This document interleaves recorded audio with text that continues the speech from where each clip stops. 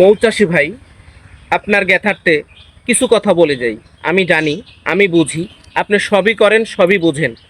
তারপরেও অনেক সময় আমরা মন ভোলা মানুষ ভুলে যাই। এখন আমরা যারা মৌচাষের সাথে সম্পৃক্ত আছি, মৌচাষ করি, এইরকম বক্সগুলো আমরা কোথাও না কোথাও রাখি। আসলে মধু আহরণটা হচ্ছে মৌসুমি একটা চাষ ব্যবস্থাপনা। ফুলের মৌসুম যেই সময় মাঠে সরিষা থাকে, অন্যান্য ফুলের সংমিশ্রণ থাকে, ঠিক ওই সময় মধুটা আমরা আহরণ করে থাকি। কিন্তু ওই মৌসুম পর্যন্ত আসতে গেলে সময়টা খুবই কম।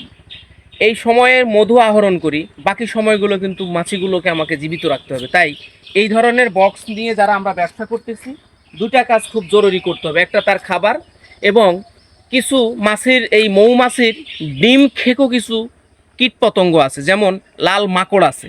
এই মাকড় কিন্তু আপনার মৌচাকের ভিতরে, মৌ বক্সের ভিতরে প্রবেশ করতে পারলে কোনো না কোনোভাবে সে কিন্তু আপনার এই লার্ভাগুলো সব খেয়ে ফেলবে। তার বংশবৃদ্ধিটা ব্যাহত হবে। একটা সময় দেখবেন আপনার বক্স আছে, কোনো মাছি নেই।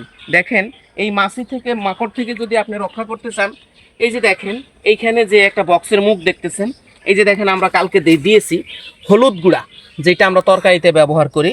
আপনি সম্ভব হলে নিজে ভাঙায় নেবেন, গুঁড়াটা যেন মরিচ গুঁড়ার মিশ্রণ না থাকে। চা চামচে এইরকম একটা বক্সে 2 চামচ, এই যে প্রবেশপথ, এই দিক দিয়ে একটু ছিটায় দিবেন। তাহলে কি হবে, আপনার এই মাকড় যদিও ভিতরে থাকে, সে খুব দ্রুত এখান থেকে পলায়ন করবে। তাহলে কি হবে, আপনার বক্সটা মাকড়ের অ্যাটাক থেকে বাঁচবে।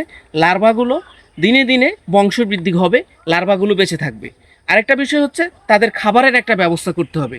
এখন তাদেরকে আপনি, মৌমাছি কোথায় বসে, কি খায়, এটা কিন্তু আপনাকে দেখতে হবে। দেখবেন এই সময় মিষ্টির দোকানে মৌমাছির আগমন খুব বেশি ঘটে। তাহলে তারা মিষ্টির প্রতি আকৃষ্ট। আপনি চিনি, প্রত্যেকটা পাত্রে চিনি দিবেন, চিনির সাথে ছোট ছোট করে কাঠি বসায় দিবেন, সে যেন কাঠি দিয়ে নামতে পারে, উঠতে পারে। কারণ যদি পানির সাথে, আপনি চিনির সাথে কিন্তু পানির মিশ্রণ থাকবে, তার পাখায় যদি পানি মিশ্রণ হয়ে যায়, সে কিন্তু আর উঠতে পারবে না। তাই ওঠা নামার জন্য কাঠির ব্যবস্থা করে দিবেন সুন্দর করে। আন্তরিকভাবে দুঃখিত, উচিত ছিল আপনাদেরকে দেখায় দেওয়ার। আমি আশা করব আগামী ভিডিওতে টোটালটা আপনাকে দেখায় দিব। মনে হলো আপনাকে আমি এই বিষয়টা নিয়ে সাবধান করা দরকার, তাই আজকে একটু বলে যাই। বাকি বিষয়গুলো সামনে ভিডিওতে দিব ইনশাল্লাহ। তাই আশা রাখবো প্রত্যেকটা মৌমাছির জন্য খাবারের ব্যবস্থা করুন, এবং হলুদের মাধ্যমে মাকড় মুক্ত রাখুন। এই প্রত্যাশা রেখে ধন্যবাদ আপনাদের।